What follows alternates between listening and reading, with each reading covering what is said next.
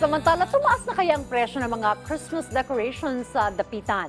Alamin natin sa report ni Gav Villegas live. Gav. Dayan, sa mga nagnanais na makahabol sa pamimili ng mga Christmas decorations, nananatiling walang paggalaw sa presyo ng mga Christmas decorations dito sa Dapitan Arcade sa Quezon City. Ang mga Christmas lights naglalaro sa 200 hanggang 3,500 pesos depende sa dami ng ilaw. Ang mga makukulay na parol naglalaro sa 1,500 hanggang 12,000 pesos depende yan sa laki. Ang bele naman naglalaro sa 1,500 hanggang 2,500 pesos depende sa laki. Ang mga Christmas balls naman naglalaro sa 250 hanggang 500 ang 20 piraso depende sa laki. Habang nasa 150 hanggang 600 pesos ang presyo ng isang malaking Christmas ball depende sa laki. Ang Christmas tree naman naglalaro sa 2,000 hanggang 12,000 pesos depende sa laki.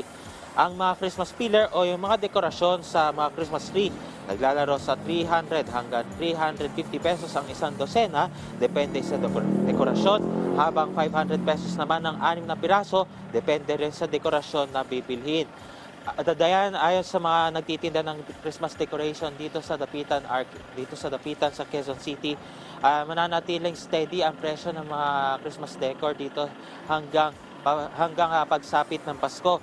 Ayon din sa mga vendor ay nagsisimulang dumagsa yung mga mamimili rito sa Dapitan sa Quezon City simula alas 9 ng umaga at magtutuloy-tuloy na yan hanggang gabi.